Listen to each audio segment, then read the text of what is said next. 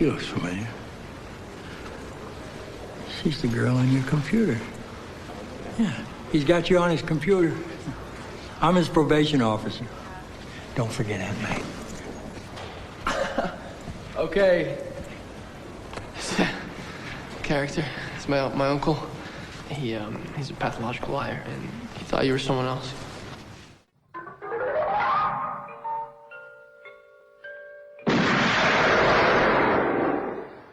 Do you expect me to talk?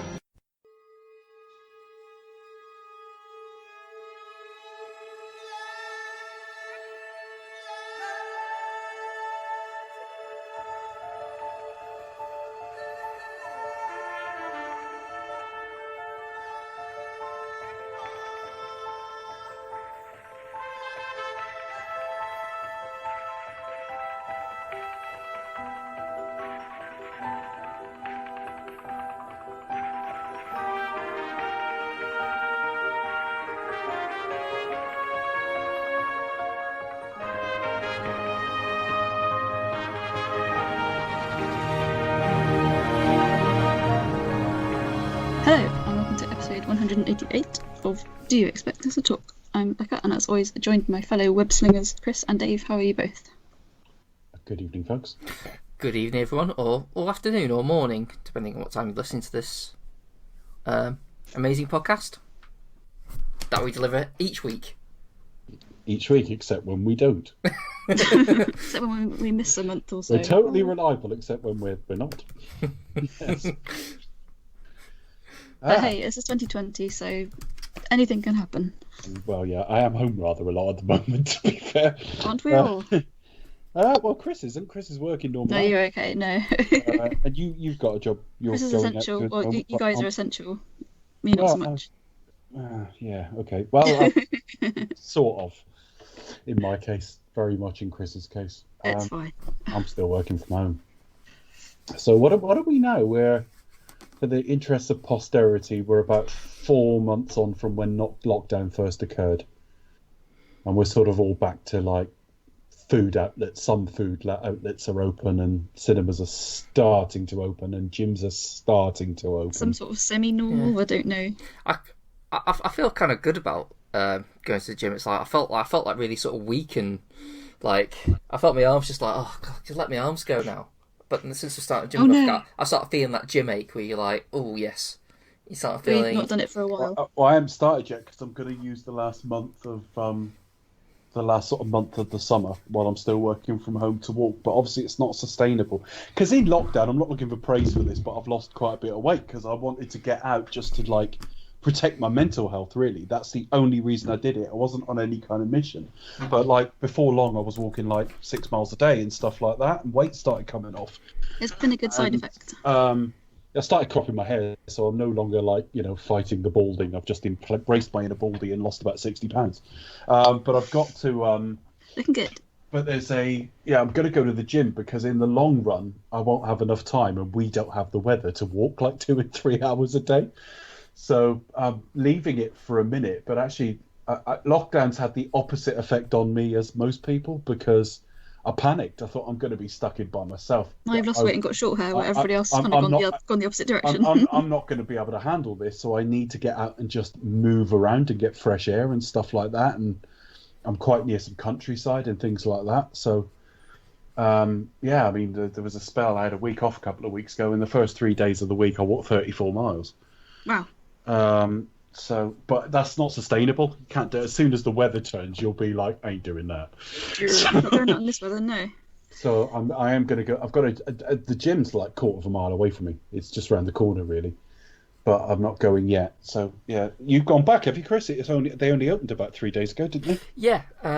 So I went back. So I don't know about every. Are you with like a chain? Are you with a chain one? Yeah, I kind of like one of the chain. I think it's one of the smaller chains, but it's a chain. I think I don't know. I can't speak for the others, but they kind of done it like in staggered sort of time. So you book like your time session, so it's like only a certain amount of people. And it's only about 50 minutes you get or something. It's like an hour door to door. Yeah, you have to book a time. It's about an hour and 15 you get. Right, so it's definitely not the same chain I'm going into then. They seem to have like 2 sessions, then like a deep clean afterwards, and they encourage like kind of like a one way.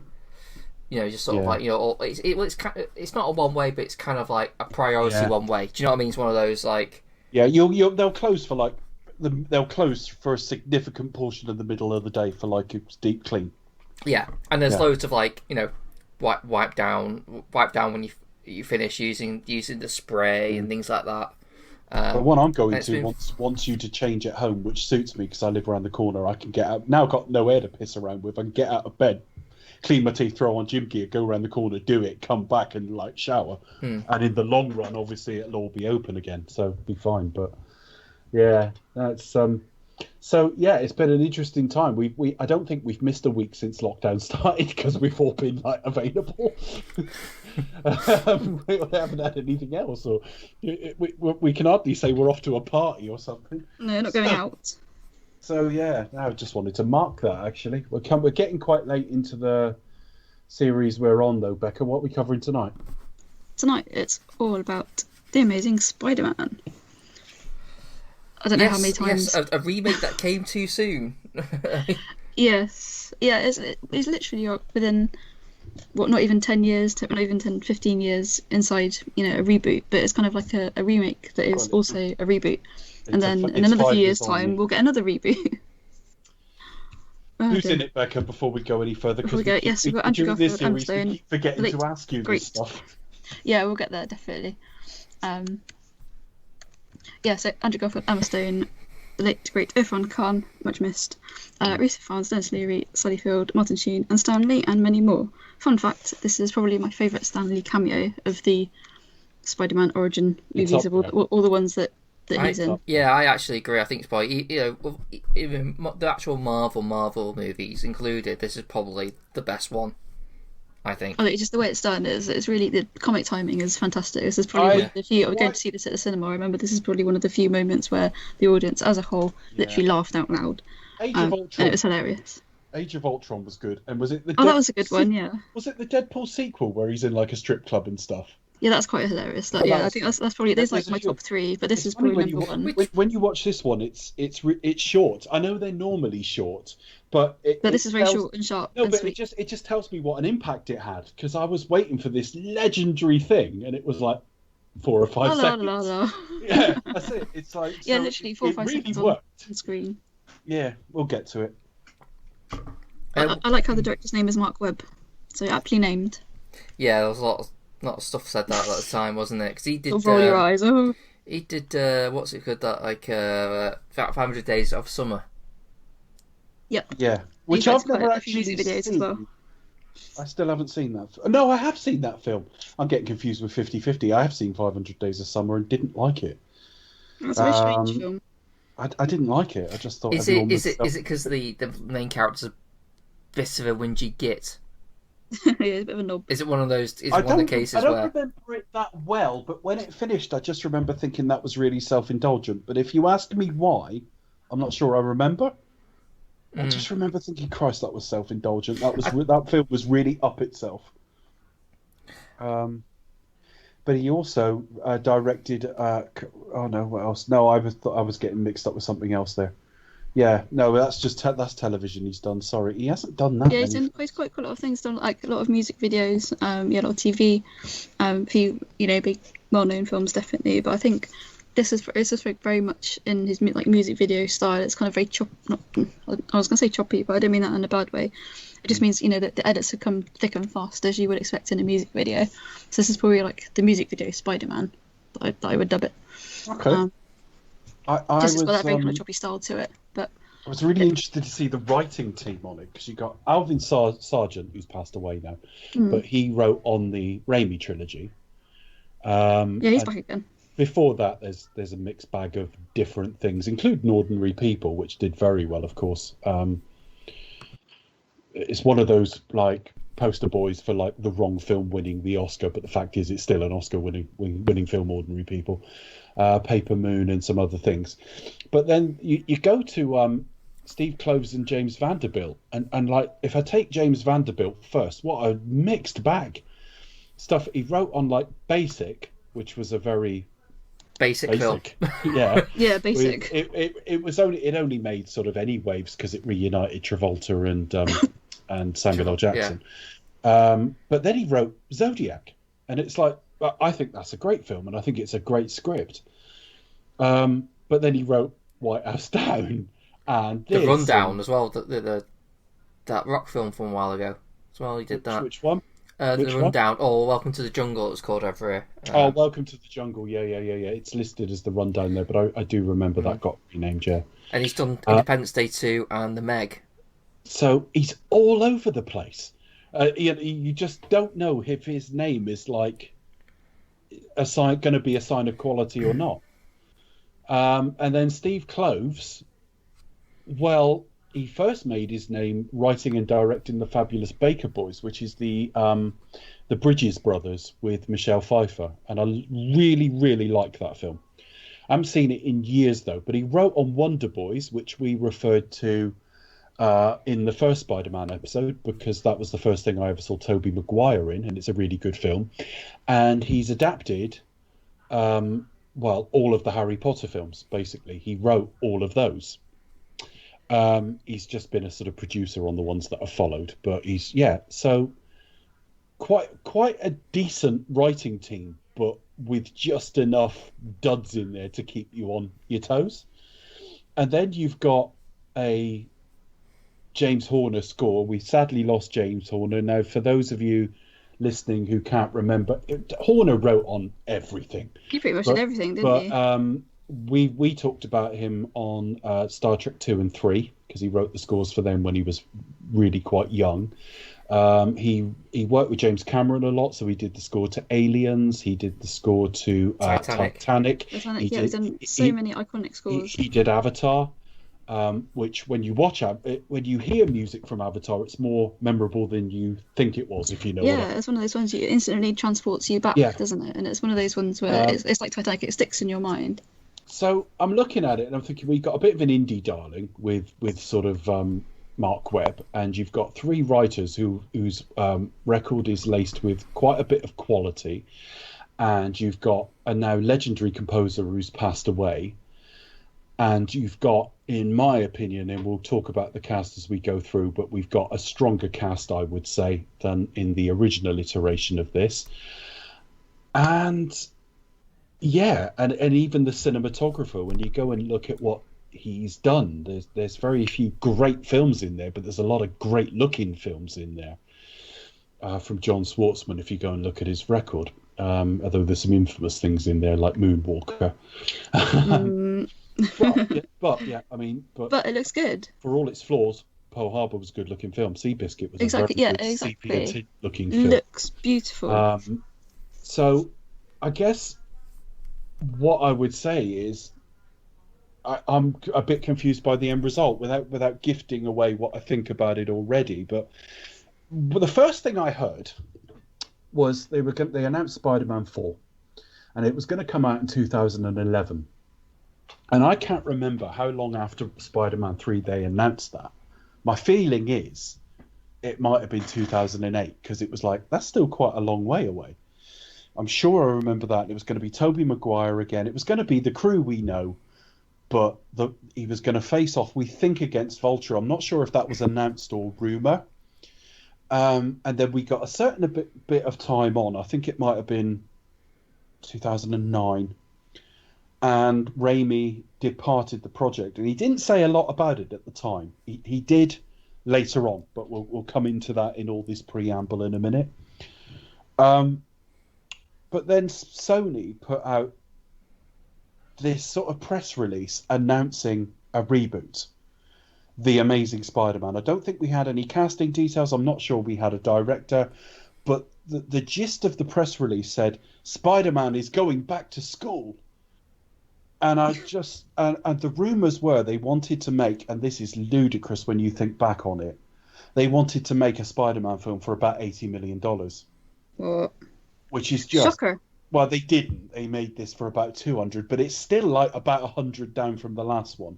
Budget Spider-Man. And when you think you've still got to fund, Martin Sheen and stuff like that, people who come with a salary, most people in this are names. I don't know what they were thinking, and it just seems so cynical. It was like, I think they had to release a Spider-Man film within 5 years to keep the license, and of course 2012 is 5 years on from Spider-Man 3, so it just seemed this cynical, let's just shove a Spider-Man film out. And it was only as they started casting and getting people involved, Seemed like quantity over quality. Yeah, they started then. There was some give on the budget. What are your memories of sort of the sort of lead into this, guys? Well, by the sounds of it, it sounds like the initial idea was to do like a bit more of a small in India, say in quotation marks, take on Spider-Man just to get a film out. But obviously, you know, when studios do their thing, they just sort of that budget sort of just slowly builds up, and typically what happens is you usually end up with pretty much this.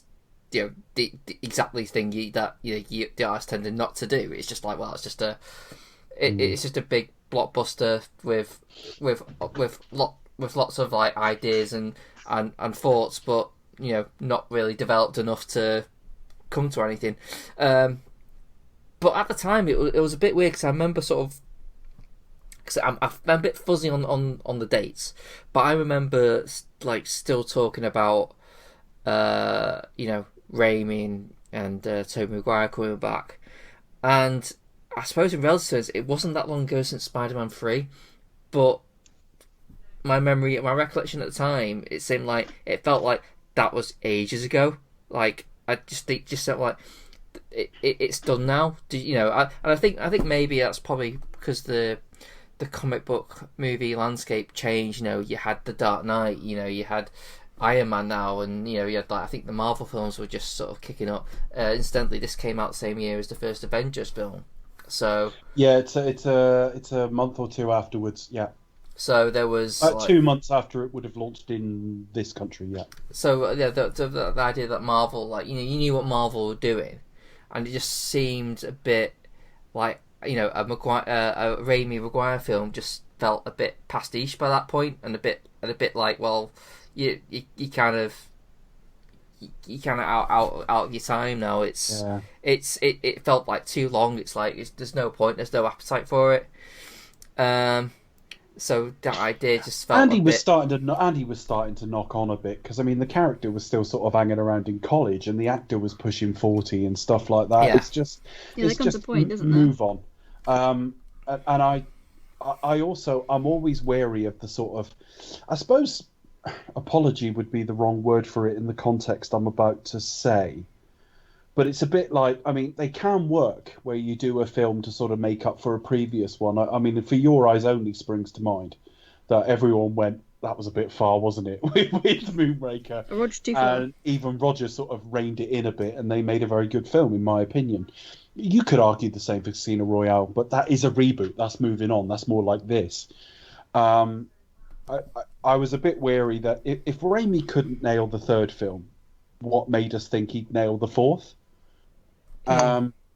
So I was quite happy when they moved on, but I was nervy that it was a film without a vision. What it reminds me most of is when they first announced Batman vs Superman, Dawn of Justice, in that they announced that before they had any conception of what Batman was going to be. He vaguely knew there was going to be an influence from The Dark Knight Returns in there, but if you know your comic books even a bit, and I only do a bit, there's so many bloody different stories that are influencing that it's actually a bit of a mess. If they just done The Dark Knight Returns, you go, well, fair enough. But anyway, the point is, I'm not here to rag on Zack Snyder, but what I'm saying is they decided they were going to do, and then there were rumours about them going back and offering it to Bale. Then there was talk of it being the John Blake character, and there were fairly well-sourced discussions within the studio. And then it was like, no, it's going to be a fresh universe, and it was just like you're announcing the concept, not an actual project at this stage. But then they started casting it. I couldn't speak for Mark Webb at this time, and actually 500 Days of Summer tells you nothing about what this film's going to be, really, in terms of look anyway, because this is they're two very different films. Yeah. Also, yeah, certainly in terms of the looks and Putting a love story aesthetics. at the centre of it, but you might expect that from a Spider-Man film anyway. Oh, sure, no, definitely. But then Andrew Garfield turned up at Comic-Con. He turned up in a homemade Spider-Man outfit in the Audiences went wild. got up to ask a question, and then revealed it was him because he was brought out on stage and it was announced and all the rest of it. And Emma Stone's always interested me as like a screen presence. I think she's great. And then they said Risa fans, and I thought that could be interesting and quirky. And then they thought Dennis Leary as like a police captain. I thought that was kind of interesting. That was a bit left field. Martin Sheen and Sally Field. If you'd like to bang Sally Field. Anyway, so there was loads of like interesting casting choices. So I went in with quite an open mind. The only worry I had is some set photos came out, and they are the most basic set photos, and you know what it's like, where you see like somebody in a comic book type outfit or any kind of film outfit, and without the context of its proper lighting, sometimes it can look a bit naff. But he was in this kind of rubbery outfit, which was clearly a darker colour palette. And I have a feeling in these photos, I may have misremembered this, but I've got a feeling we could see blood or bruising on him. And I thought, oh, fuck, they're trying to like ape the Dark Knight. Make him look tough. And the thing is, that's fine in late 2011 when these photos are leaking. But it was already pushing towards Marvel, and by the time this film came out, the Avengers had come out 2 months before, and suddenly we were into really colourful comic book films. And suddenly this felt totally out of its time. You're trying to ape the Dark Knight just as it's lost the zeitgeist. Yeah, and the thing, the Dark Knight doesn't really suit Spider-Man either. No, it No, it needs to be bright and vivid, and Yeah, whereas obviously Dark Knight's kind of very, very mean, very moody, very muted colour palette. Well, there's a part of me that thinks there's a sense to Spider-Man operating at night because during the days at college or school or whatever else. But there's also a part of me that thinks most Spider-Man iconography seems to be much brighter than this. This is it, yeah. I mean, you still get a few shots of him like swinging through the city as well, don't you? But also, you mentioned in the previous shows, Dave, as well. He spends a lot of time outside the costume, or like with his mask off, for example. So I guess we kind of see. Sorry, just going off tangent there a little bit. A bit more of like the human side of it, I guess, like the human cost of what it means to be Spider-Man as well, like impact on like his life and relationships, things like that. So maybe that's why it may not be as bright. It did a couple of things I liked. I'm not sure. It still looks good. Thoroughly enjoyed it. I'm not sure. Not sure about next week though. I'm not sure how much. We're just going on look and feel at the moment. You know, we'll talk about the actual what we think of the film in a minute. Yep. But there were a couple of things in general I liked in the design. In that I'm not sure how much I like this outfit, but at least with him looking at spandex like cycling outfits and stuff online, you could just about stretch your thinking to this is homemade, like we did which does not work. Stretch. That didn't work in the Tobey Maguire films, and the interpersonal relationships are just stronger. I believe these two really like each other. I believe, like I said last week, Tobey was in love at Mary Jane, not the way around. But I think when Andrew Garfield and Emma Stone, were they dating or they were an item at the time? I don't know if they met to this, on the set of this or what. But clearly they had a chemistry. By the time of the second one, they definitely were. I kind of think they might have been an item which could have helped. I'm sure. It didn't do it any harm, did it? No. I like the Uncle Ben link. The way that I don't like the way his death is played because that doesn't make any sense. But the actual link, the way he's fitting in with his aunt and uncle, I like more.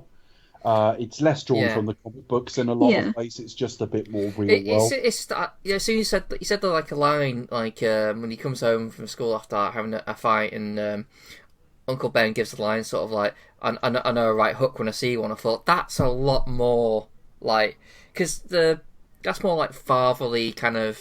It's more grounded, isn't it? Because the Raimi one was very much like, oh hey buddy, you know. Also, it's a bit he was with a couple of sort of grandparent archetypes, wasn't he? In the film he's kind of lumped in there a little bit. And they did an okay job with what they were given. I've got no complaints with them, but you felt no real relationships, and I think Chris pointed that out at the time.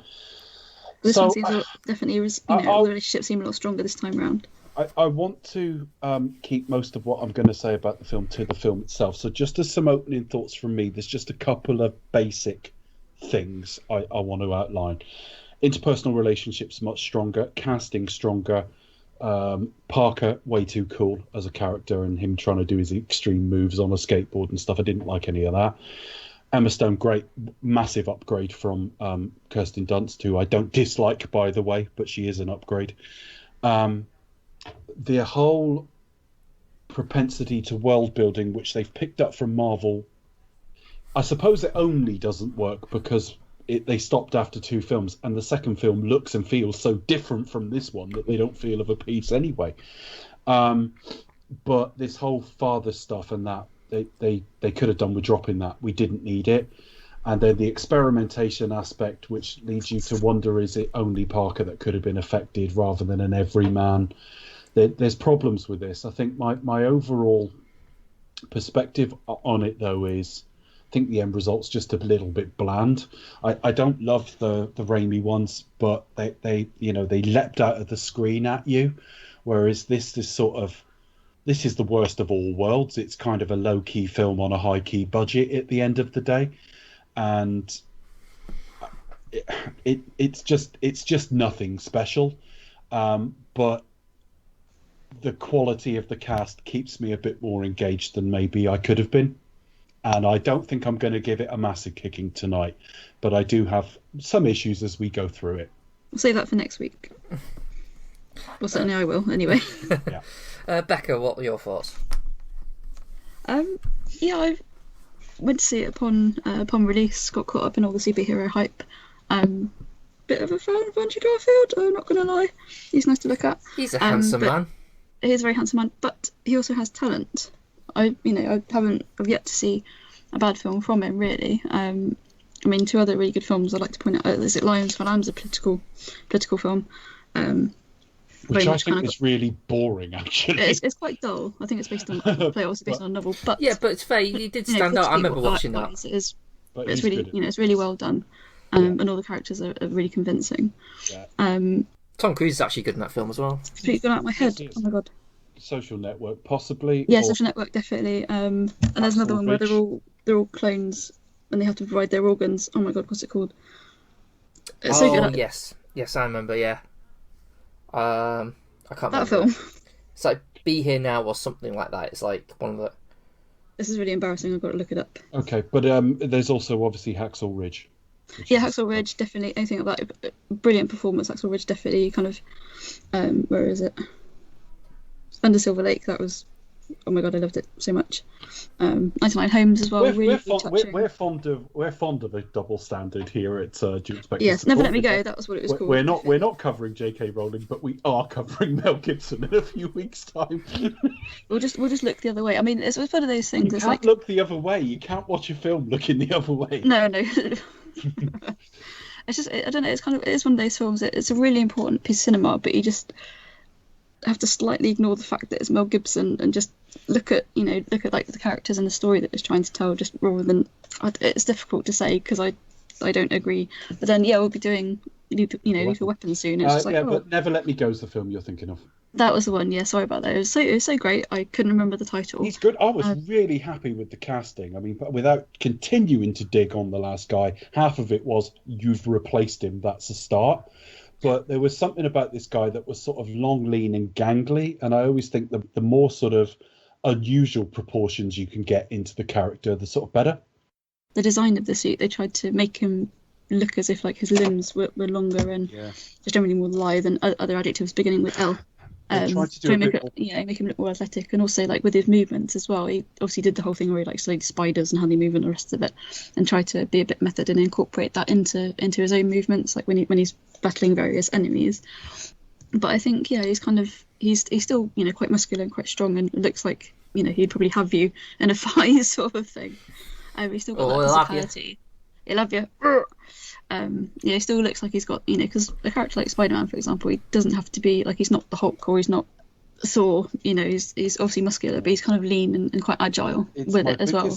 it's my biggest problem when I watch the '90s version of the cartoon, because like both Peter Parker and Spider-Man are fucking massive and really bulky, and I don't like that.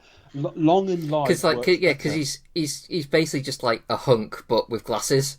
Yeah, in a definitely. cartoon. But unless he's like Even in the Superman. suit, I don't like him when they bulk the character out. But Unless he's like a giant tarantula or something, where he's like big chunk. I mean, maybe Andrew Garfield's slightly too tall. Even maybe Tom Holland is actually the perfect sort of. Well, I think Tom Holland's just better than was a revelation. But certainly when Andrew Yeah, he's Garfield fantastic. came along, I just thought this might look a bit more arachnidy in the suit. Yeah. And when they were sort of showing stuff from the sets, he seemed to be in the suit quite a lot.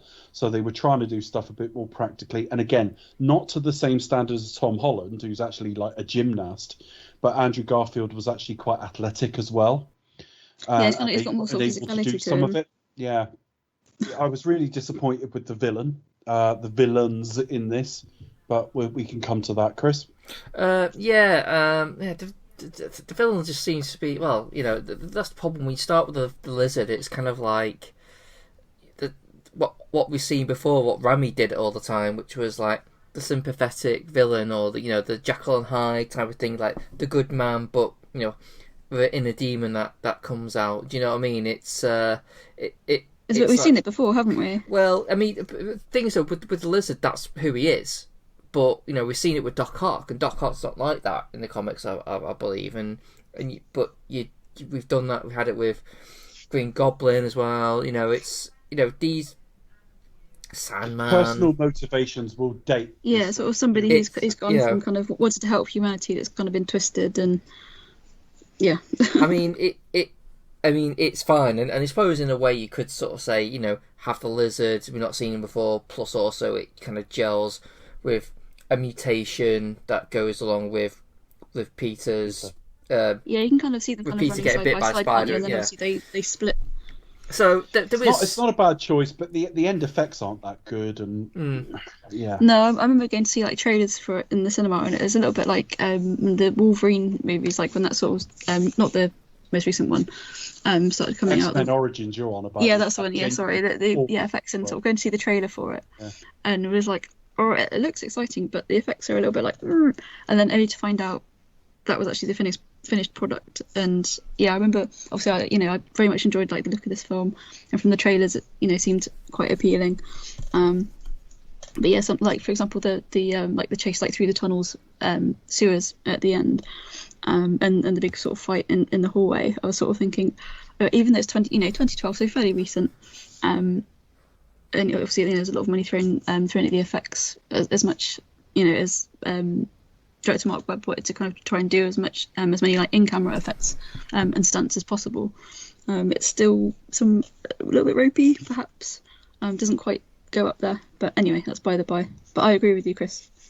Yeah, I mean, but yeah, the visual effects aren't great for a lizard. It kind of looks like, it kind of looks like a Power Ranger villain. It doesn't look very lizardy, does he? Whenever I see not CG that doesn't look fully rendered, i.e. a bit blob-like, my mind always goes to the cave troll in the Fellowship of the Ring. Sure. Oh. And a little bit, it's not as bad as this, but it does look a little bit to like a that. degree, although this was a really bad example, the original rendering of the CG Jabba in the special edition of A New Hope, but that was really, really bad. But yeah, sort of cave troll onwards. No, there's much more detail in this than that. But you mean cave troll in The Hobbit? No, I mean in Fellowship of the Ring. I can't remember. They're in the mines of Moria, and they're attacked by the cave troll. If I can find you a picture of it, I'll messenger you it. Okay, don't worry. Move on. Apart from that, I don't think the CG's that good. Is the main point.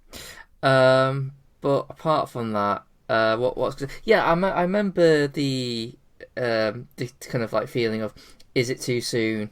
And in a way, it kind of did feel a bit too soon to do like a new origin of Spider-Man. Though I must admit I'm a little bit conflicted, because there's many parts of it that I kind of prefer in this one. In how I did it. Though I will say Andrew Garfield does look a bit odd as someone who is still at school. I actually quite like his.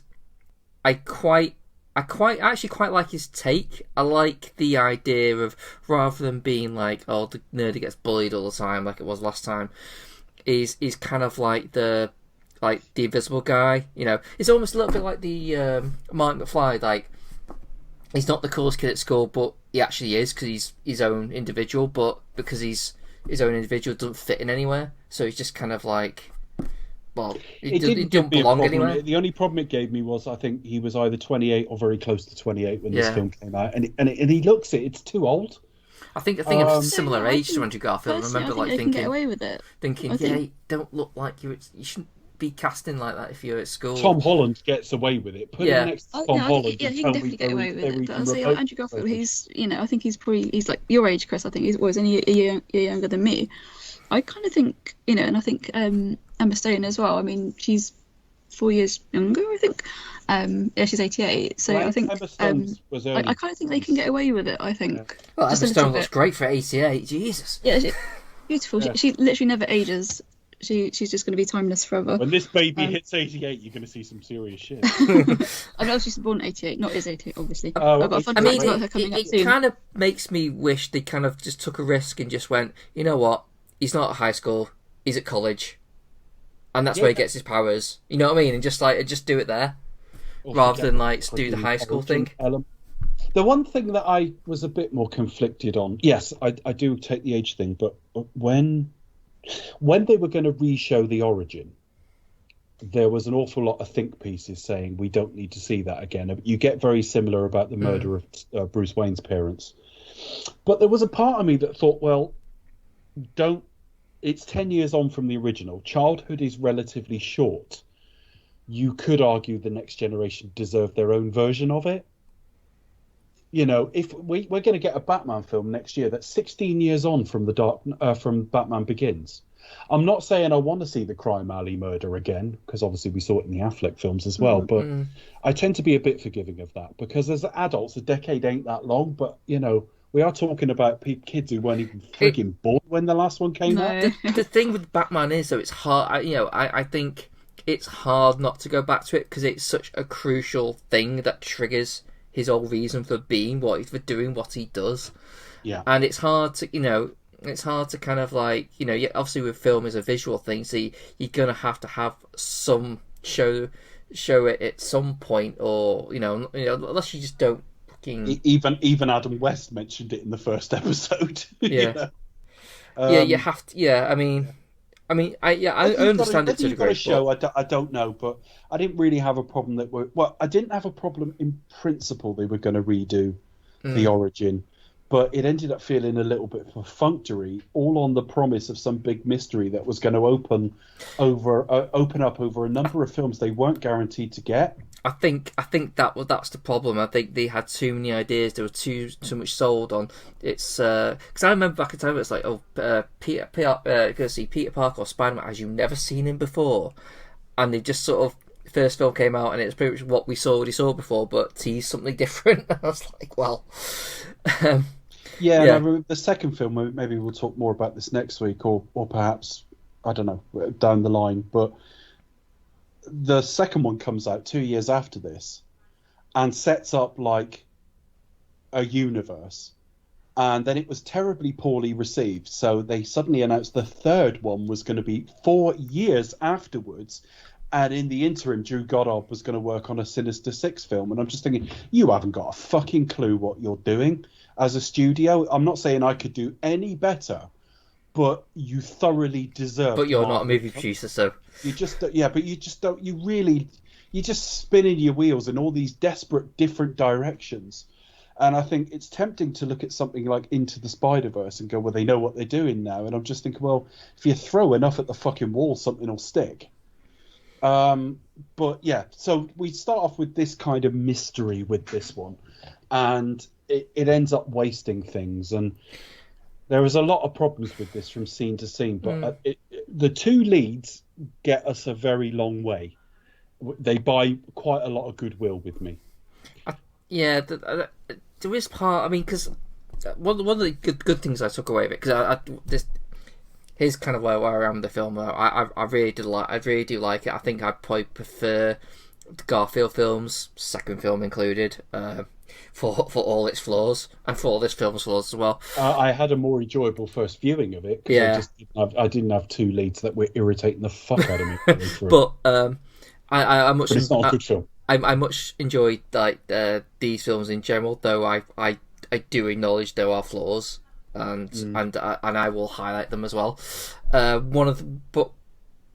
But the things that go hand in hand though is like, I do like the more emphasis on the idea, because Peter Parker's parents, well, we don't really hear much about them. It's always Aunt May and Uncle Ben, and I kind of like the idea of like exploring just a bit of a young child who loses his parents. I do like the idea of exploring that somewhat in relation to Peter Parker. However, they do overcook it by trying to make it part of the plot, and it's like it's something to do with like how he came to all this. It's like we don't need this. No, and actually, it's closest to Ang Lee's Hulk. In Ang Lee's Hulk, young Bruce Banner is being like experimented on. He's kind of a bit of an abused kid, and it turns out that there's something in the experiments and now his bloodline, if you like. And there's a sort of degree of that in this as well. But it's really, it's at once undercooked and overcooked. If you're going to tell the story properly, it's undercooked. But if it's just to show us as a tease for anything else, it's too much. So I won't. It wasn't great, and it was a waste of like reasonably name actors as well. But they're not the only actors in this film to be wasted. I mean, all joking about Sally Field aside, her entire arc in this film is to stay at home and worry about pizza. Stand in the kitchen and look concerned. It is mostly Martin Sheen, isn't it? Martin Sheen gets all the work, including that brilliant line about with great power comes great responsibility. But that said in about 5 times as many words. The actual death scene's not great either, but we'll come to that. Have we all sort of introduced our thoughts to a degree then? Yeah, I'll just echo what you said. Like, I think the chemistry between the two is great. I think Risa Fans actually does a good job. I think he's pretty good. I just thought he was a bit of a left field choice, but I quite enjoyed him in this. What else is there to say? I mean, a lot of it I'll talk about like as we go, really. But the only thing I do want to highlight is I actually really love the James Horner score. It's a lovely score, isn't it? It's fantastic. Okay, I'll demur. I think the score's awful. Oh, really? Okay. Yeah, but I won't get into a big debate over it. It's really rich, and some of the ones you can I don't feel that strongly about it. I think it's made by like Superhero Scores R Us. I think it's one of the weakest James Horner scores I've ever heard. I really like it, but anyway. Fair enough. Let's leave it at that. Fair enough, split down the middle. You guys can still talk about it if you want to sort of tell us about like how much you like it and stuff. But I'm just going to say I'm not going to bother demurring because I'm just going to say okay, I didn't like it. There's a particular piece of music that I particularly do like that's in the film. It's like the one it's the one that sort of echoes with Peter and Gwen. Okay. Sort of it almost has like 2 themes, and that was always memorable for me. I always like I think it's quite a good solid piece of music. But anyway. Okay, shall we discuss this film sequentially, folks? Okay, so we have the Campbell Scott from Dying Young. Oh, we have the thing first, yeah. The main thing. I see Thomas Howell randomly. We'll come to that later. See Thomas Howell, who was he was in loads of things. Best known for The Hitcher, probably, but he was he was close to a lot of roles in that, like he was talked about for Marty McFly and things like that. But it's just a really random thing to have. From Henry Cavill, he's probably like the second most unluckiest man in Hollywood. But yeah, he came close to so many roles. That doesn't apply now with Henry Cavill, does it? Really? Oh no, but it's the fact that he missed out on various roles, like Ethan Hunt or Bond, for example. But yeah, that's just how it always been. But he'd been disastrous for Bond at 22 years ago. Yeah, it's 22, definitely. But no, many years on, we shall see. And if he'd got Superman, because he was in the mix for the Bryan Singer thing, he would have been one and done without any question. Whereas that's it. It would have been out. He can't have read for Ethan Hunt. He'd have been about 12. Yeah. That can't be right. No. Yeah, so Campbell Scott is hide and seek with his son. I looked this child actor up because I thought he was familiar, but no. He looks quite good. Like he looks like he might grow up to actually become Andrew Garfield. The likeness is quite good. I think sometimes you can kind of get a little bit like this child actor doesn't look like who he's meant to be, but I thought in this case he did. Yeah, it's passable, similar colouring and everything.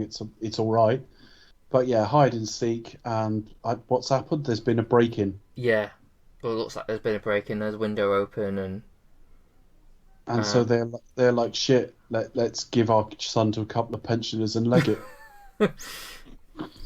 Yeah, they're about to get aboard a flight that never. Well, I don't think it's revealed in this, but I think you'll find out. But in the second film, they. Yeah, but I'd forgotten by then they even got on a flight. So in the second one, where they're randomly with far too modern computer stuff on a plane, I wouldn't have put the two together. I thought it was another random snippet of bullshit. But there you go. He's dropped off with a much younger looking Martin Sheen and Sally Field.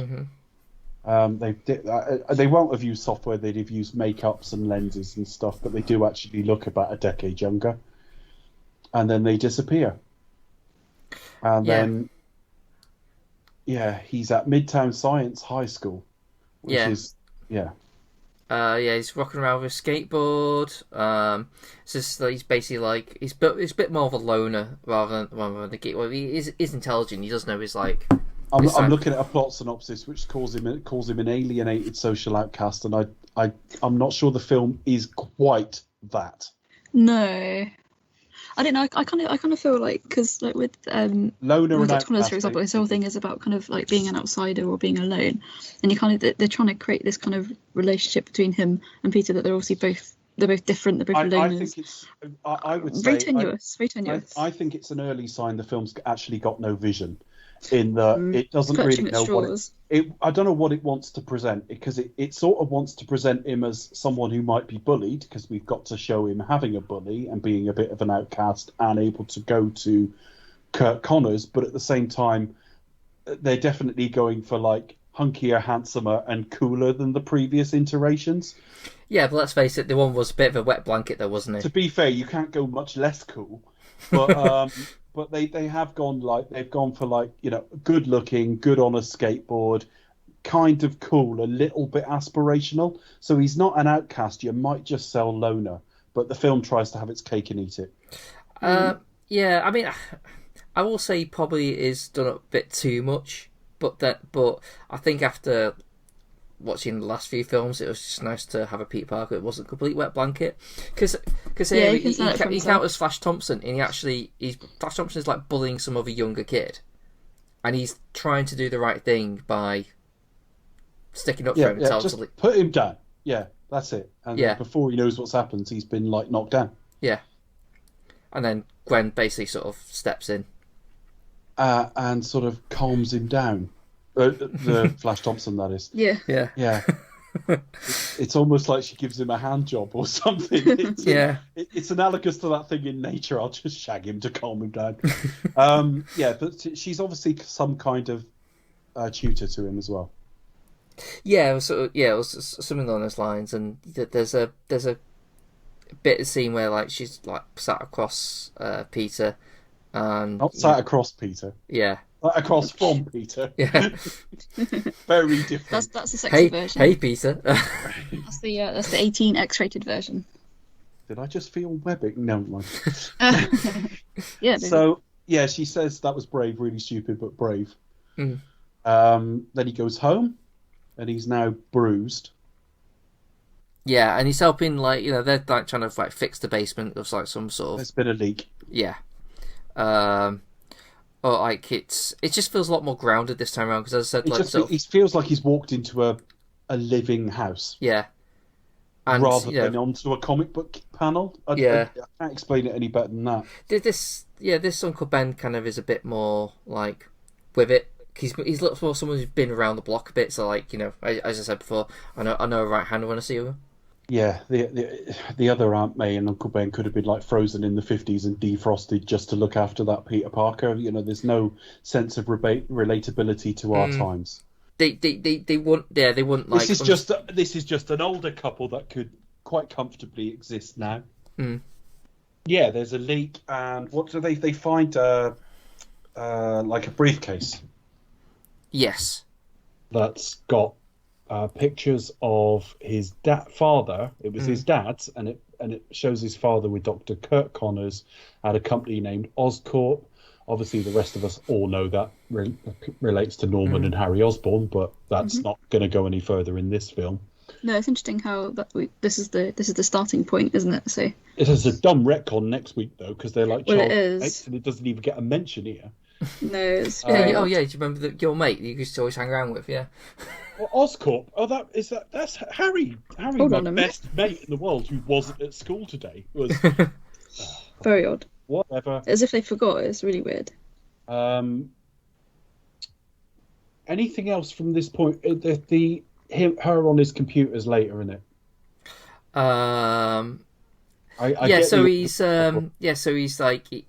He looks through the works, and then I think Uncle Ben comes and sees him and sort of like feels guilty for like never really talking about his dad, because they were a bit coy with the briefcase. Yeah, and I think he's like, actually, you know what? Him. Yeah, I think you deserve to at least know like what's going on. That's Curt Connors, blah blah blah. He works at Oscorp. And he's desperate to regrow his right hand because he's right-handed. And he's getting very frustrated. It's just not the same, is it? It's just not the same. Not quite the same, as you say. I think there's a word for it, isn't there? He aspires to being a wanker. Yeah, so he goes to Oscorp. He kind of he kind of cons his way, pretends to be someone else. And Gwen's there working as an intern. Hilarious consequences, because that kid gets like dragged off site. Yeah. Yeah. And what's Gwen's role here? Because she's a school kid. Well, she's an intern. She's an intern, right? Okay. Do they do that with school kids in that way? All right. I don't know. We'll go with it. But would she be? In this universe, they do. Be, like hosting fucking presentations and stuff. All right, not to worry. She's competent. I mean, she's not like a key, but she's like around people, and she's there like sort of being like a tour guide. She's the lovely Debbie McGee. Yes, she is. That might be the most cool and hip reference I've ever come up with. That's magic. So she recognises him and kind of pulls him aside and says, "What are you doing? Are you following me?" And he kind of awkwardly says no, but that's after he's been into the room, because just after she has a go at him, he gets bitten. I think he's gone into the lab first, hasn't he? No, there's a bit of a conversation with her where she's like, just try not to get me fired. All right. And then he kind of like follows some like so you have like a bit of like a brief, we meet Curt Connors. He gives who is just utterly wasted in this film. Again, I think it's trying to set something up we never go back to. Yeah. So he says things that scientists like in films kind of like that kind of thing, like I want to create a world without weakness, and and to my natural thinking, that doesn't sound like a good thing to try and do. Yeah, very suspect. It's that kind of very good play with God kind of thing, and it's all like, it's I instantly go to Jeff Goldblum in Jurassic Park, thinking of like. The other thing is, right. It's all you could, but whether you stop to think about if you should. And life finds a way as well, like that kind of. Finds a way. But it's nonsense, because at least with Jurassic Park, right? He meant well, and you could see he meant well. Yeah.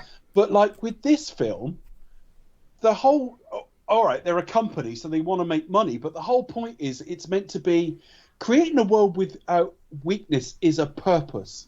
And in your head, that would be an altruistic purpose. So why is Irfan Khan walking around doing evil smell the fart acting?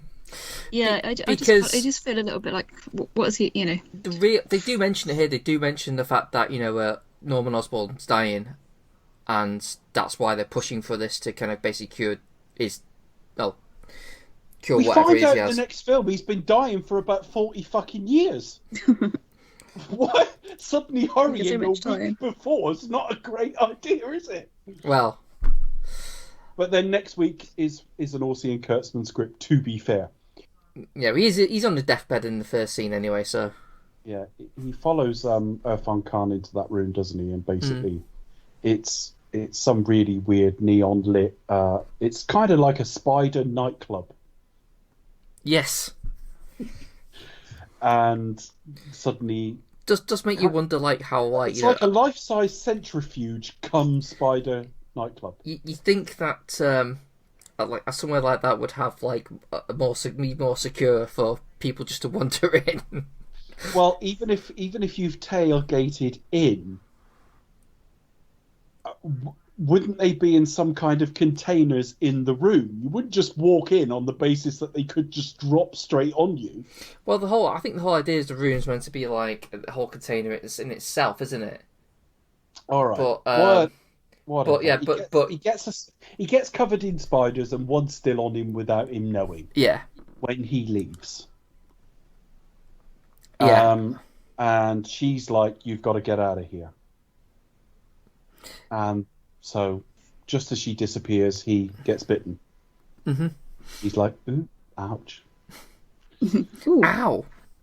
Ouch. And then he sort of goes to head off, and he's on the subway asleep. Yeah. And someone puts a bottle on his head. And it's not a good film, but it's probably the best demonstration of heightened senses I've seen since Ben Affleck's Daredevil film, which is not a particularly good film, but where he wakes up in hospital and this deafening fucking noise, and it turns out to be the drip in his room. You can hear everything. It's like that. You kind of see things through like ripples. Yeah, he kind of feels everything, doesn't he? Yeah. There are elements of that vibrations. film. There's a lot wrong with that film, but it's not all bad. It's become like a punchline, and actually, there were elements about that Daredevil film that did work at the time. The director's cut is actually better as well. And the director's cut is way better because the big improvement. The theatrical cut takes a whole fucking plot out of it. Yeah. Yeah. So anyway, the condensation drips down the bottle. It's like a bottle of beer, and it just startles him awake, and he leaps straight onto the sort of ceiling of the subway car. He's like, "What? How am I upstairs?" And then he sexually assaults a woman and kicks the shit out of her. I had to skip past that scene. I just cringed my way through it. I was like, "Oh." It's kind of that done where he's accidentally beating the shit out of everyone. It's like, "Oh, I'm sorry." It's totally an accident. There's nothing in this scene that's offensive, but I don't know if it's meant to be funny, thrilling, or what. And it's like they've just seen a guy hang from the ceiling, and they've got a good look at him as well. And you can see he's like, it reminded me of where you had that scene in Into Darkness where you just have her go in turn around, and it's literally written in so you can see her in a bra. That's it. And I just think, like, of all the things you can get stuck on, it has to be him ripping off a woman's top. In universe, that doesn't make him a sex pest or anything. But out of universe, in that someone's written that in, I don't think it's like, why have you written that in? It's tasteless and not that funny. I think it's to sort of like get everyone else riled up to confront him and then have a fight. You know, it's a quick of like... It didn't bother me hugely, but I just think it's very slightly over the top that he's hung straight from the ceiling, and it's like... It's like, you can't really explain that away. He's clearly stuck to her top. He's clearly stuck to the... It doesn't... Yeah, they could have easily just like come across some muggers on the train, really, couldn't he? He could have just written that. Like, there was I don't have a problem with the setting, or that it's on the way home. And actually, when he gets home and he looks a bit... I tell you what, I keep mentioning other films here tonight, but his slightly distracted, sweaty air when he gets home is a bit like Jeff Goldblum in The Fly. Because he catches a fly as well. He does catch a fly as well, which is the only thing that makes you think of it. But that slight alien otherworldliness to him, but an element of there are kind of references to other movies like that, like Godzilla, for example, as well. Like this otherworldly presence. Yeah. I did think that there was a scene where he's typing it off topic. There's a scene where he's like typing at his computer and like everything's really sticky and like the keys literally stick to his fingers. I thought that was quite funny. On the computer late at night, and things get a bit sticky. The scene in the bathroom is as an early demonstration of the strength of the character. We never really got that with Toby. We get it with. Well, I suppose we do because he caught a car, didn't he? We get it with the newest iteration. I quite like that. Again, I think they were a bit confused on their tone, but where he literally can't turn like a tap without it ripping it and that sort of thing. He's still kind of getting used to his powers, isn't he? Pretty much, it's like just kind of the early X-Men movies where they're all coming to terms with it as, you know, sort of these new abilities that they have. It's not a bad idea, is it? No, it's something you don't very often see, do you, in comic book movies? I don't know if that's something like from the comics or just really thought, what if you're a normal person who do have these. Well, the initial Spider-Man comic was about 14 pages. It didn't have a lot of detail in it. The very first was Amazing Spider-Man. What was it in Amazing Tales or whatever it was? Yeah. Amazing. Okay. So then he goes to see Dr. Connors the next day. Yeah. And, as you do, just go around his house. Just pop round to this guy's house and immediately give him the missing bit of his research. Yeah, you know, of course it means something too because he just wrote on a bit of paper and he's like, "Oh wow, that's amazing! This random set of equations just blows my mind." And to us, it's like, I don't know any of this. Don't understand. I was watching a Simpsons episode the other day where like Homer had this big equation on a board, but right in the middle was like dynamite, and he had to like rub that. And it's like that, and it's a bit like Richard Pryor designing a computer by just drawing the outline of it on drawing a computer.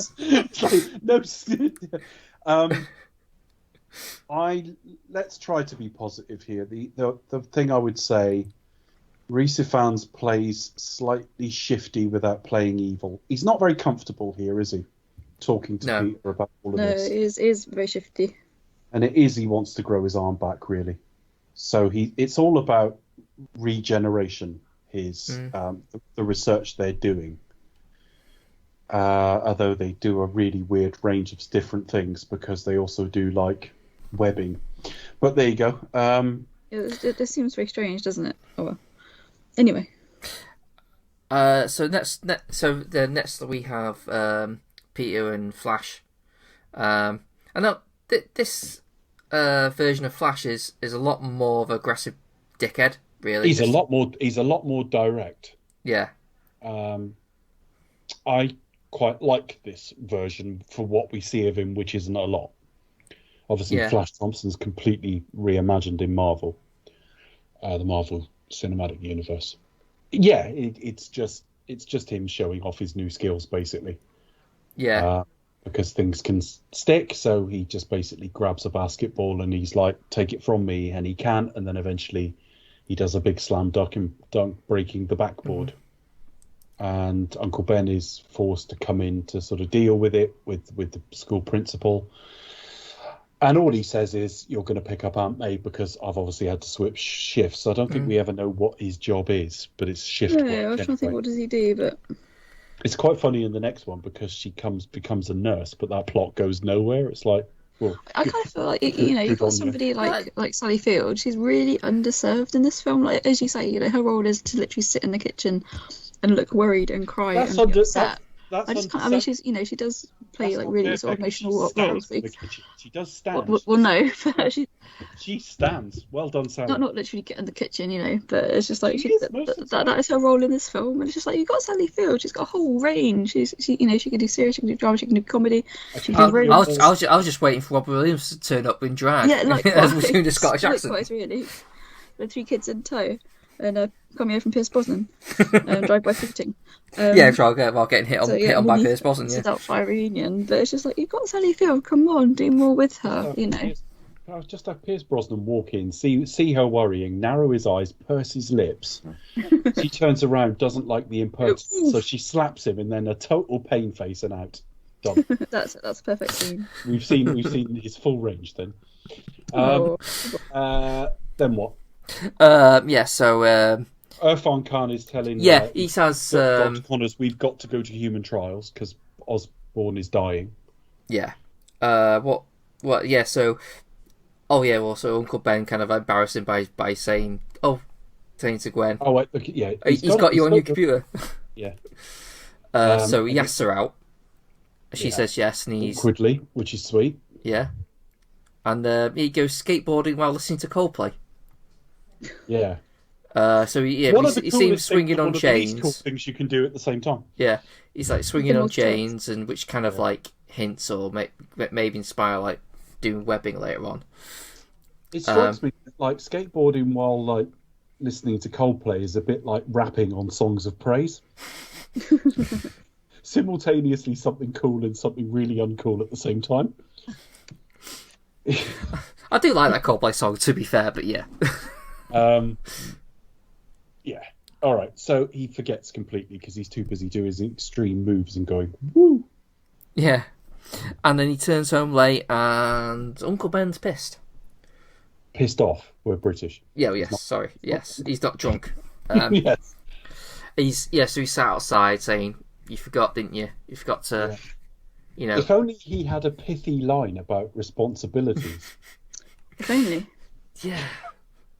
So what happens, right, is it is like your dad, and he says, right, what you got to do is, if you got like the ability to do stuff, you can do it, but like you're kind of responsible to do it as well, and that's like important now. Pithy. Lovely work. They really do go out of their way to avoid trying to say. It's like, it says responsibility. That's what's at stake here. Yes. But again, I like the idea of Uncle Ben actually trying to be like a father figure and actually do like the right thing. Like no, and Martin Sheen can sell any dialogue in the world. He can. Yeah, fabulous. You promised me you pick you pick your aunt and she had to take 2 buses in a... Yeah, I mean, as soapy as it is, it's like you've got to try and get some kind of conflict in here for what's about to happen. And this feels fairly real. Mm. He doesn't kick the shit out of him, but he has to show him that wasn't acceptable. Yeah. He has to put his foot down. Yeah, it's not a capital crime. It's just you let your aunt down and you can't be doing that. And... the whole situation. What if something happened to her? Yeah, and so he disappears off out and slams the door so much the sort of pane of glass in it smashes. No one seems concerned about the amount of damage he seems to be doing to everything. Goes to a store for a drink. Now, Ben obviously goes looking for him, leaves a voicemail message we'll hear later. Goes looking for him, and he's been in a store. And he doesn't have enough money for a drink, so he tries to sort of nick a couple of pennies, doesn't he, out of like an honesty box type thing. Mm. And he's not allowed to do it. Now, the big problem I've got here is I don't understand why Ben got involved with this, because if the guy had been held up with a gun, I'd have understood. But he actually just nicked some out of the till, the cash register, without the other guy looking. He created a distraction, grabbed a load of notes and ran out. And all he was trying to do was get away from the scene. But because he tripped, he was armed and the gun fell out. He didn't even... I don't know why Ben goes for this gun. I don't think it's very well staged as a scene. That's all. Maybe I'm misremembering. I remember Ben tries to stop him because he hears the owner say, stop him, he's a thief. And Uncle Ben tries to do that, but then gets shot. Uncle, the guy falls over and the gun falls out, and then he spots it and goes for that gun, and it's just like, you've kind of brought this on yourself. It's just enough. But anyway, okay, doesn't matter. Have a go heroes in an environment where people are armed is not a great idea. It's a bit dangerous. Okay, so Ben is shot here, down immediately, and obviously, as you normally get with this, Peter over him sort of crying and all that. Yeah, there's no remember Peter. No, none of that, but then they didn't do power, responsibility. Yeah, there's no kind of that sort of great big message there, is there, really? He's just pretty much like dead right now. Yeah, no, they kind of get on with it. It's a They bit get a perfunctory, isn't it? It's still very, very poignant, but again, it's very, very perfunctory. He dies, and that's it. It's poignant because it's Martin Sheen and a pretty good lead actor as well. Yeah, legend. It's not that well written, but it's okay. After that, they meet with they get a sketch of the guy, don't they? Mm-hmm. Just basically sort of like a guy with like long hair and sunglasses. And... Yeah, he just looked like Generic imagine guy. a youngish homeless guy, and you're probably not far off. Bank robber. So he goes. Or like a roughed up surfer dude. Yeah. Oh, that's true. Yeah, with a long With a beanie. Yeah. So he goes looking for these. Anybody Personal that matches vendetta. the description, doesn't he? Yeah. And after the first guy who says, "I know what you look like," he puts a mask on, but this is after he falls through a roof into like a wrestling ring. And all I could think was, I'm glad he didn't fall through the roof into like a sex shop. No. Because he could have just been wearing a gimp mask for the rest of the time. PVC. Get so just stinking from it. But yeah. So he starts wearing a mask for a while, which kind of evokes his eventual Spider-Man look. Mm-hmm. Then what? Eventually. We have Flash tries to talk to Peter at school.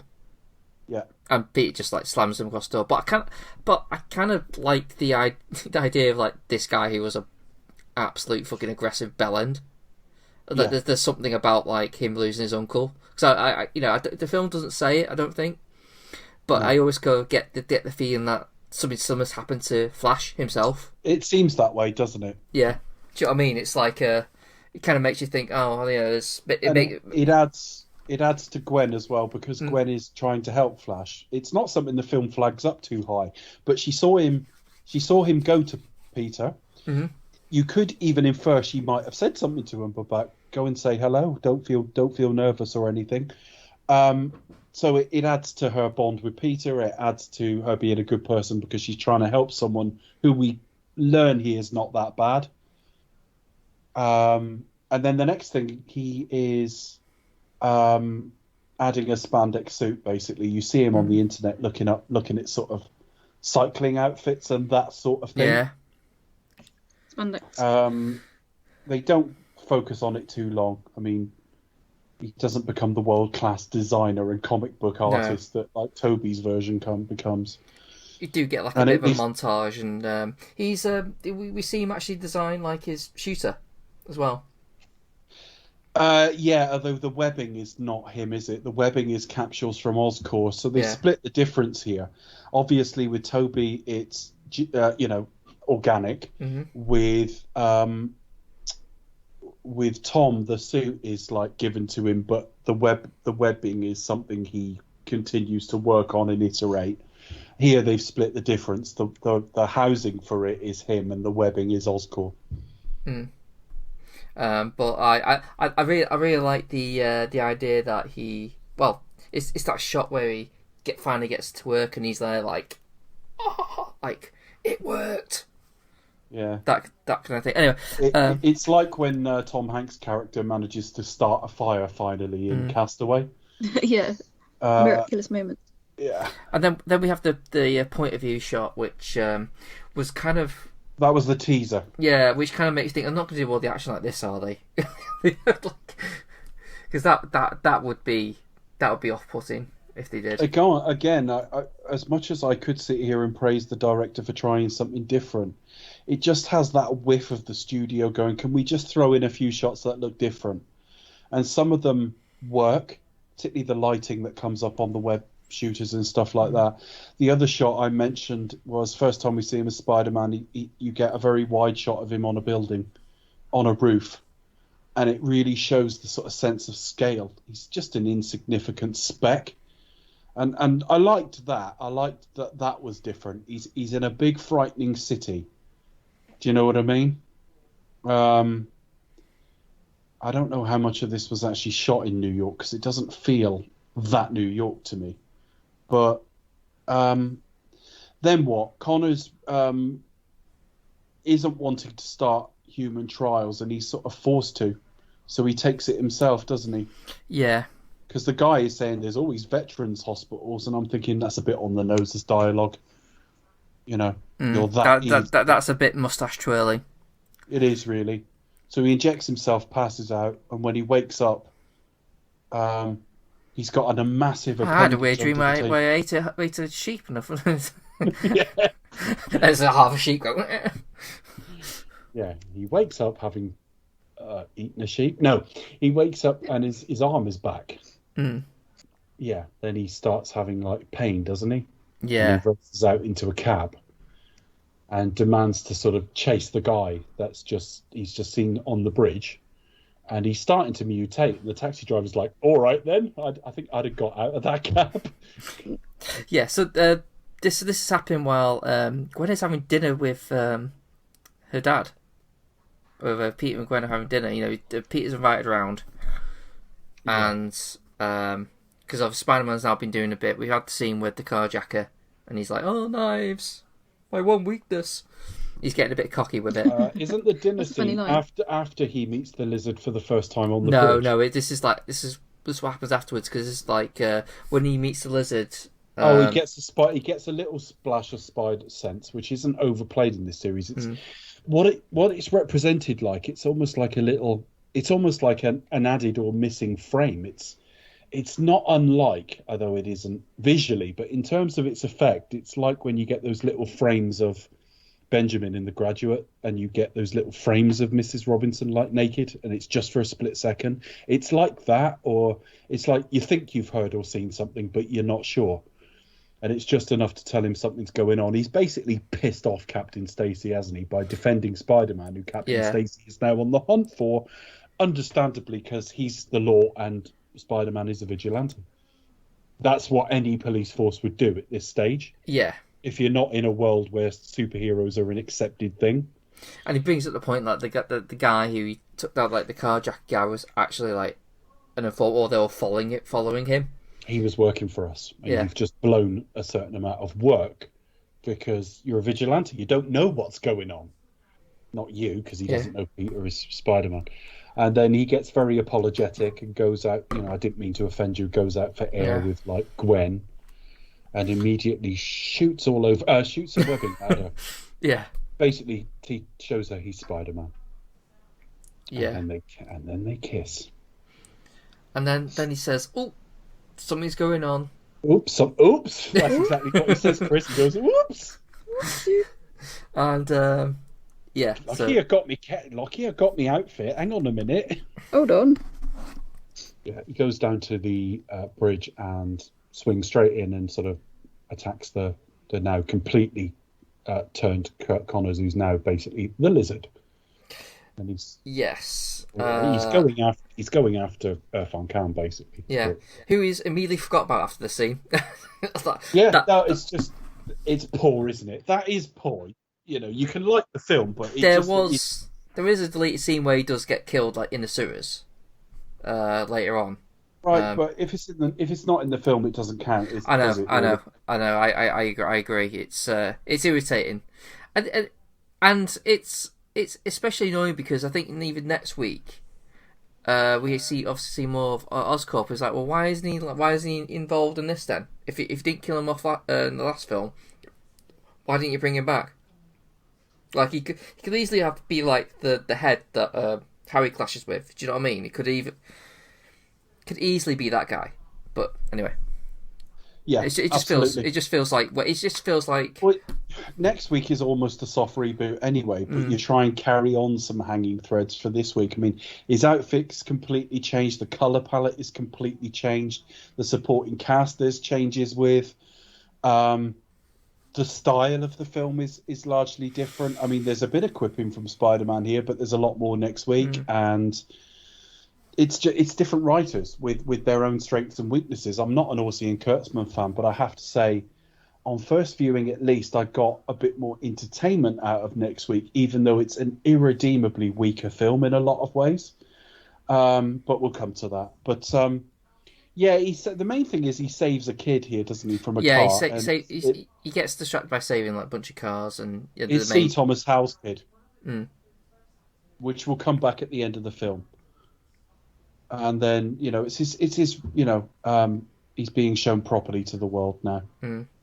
then is it straight down to the sewers now? Yeah. So Peter's. Let's have a look. A second over. The other thing, while Chris is looking that up, the other thing that when they met earlier, he said that there is this distribution method. They can go from the roof of Oscorp, and the example he gives is you could cure polio in hours.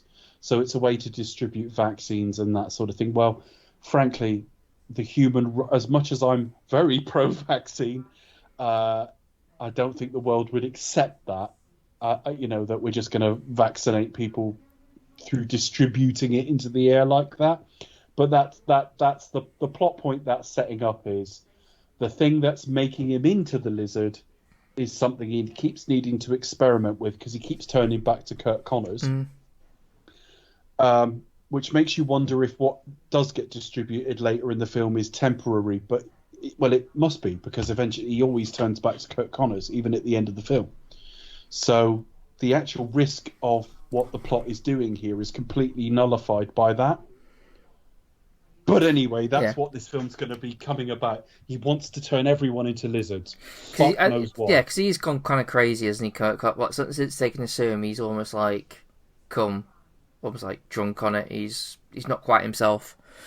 But the logical flaw is that because I thought that plot hole had been closed when I watched it this time, because he turns back and he realizes he's got to take it again, and he's got that lazy plot device that films use like Avatar, where he talks into a camera to tell us, to do the exposition, but he does like double the dose or something. So you think, well, maybe he is permanently the lizard now, right?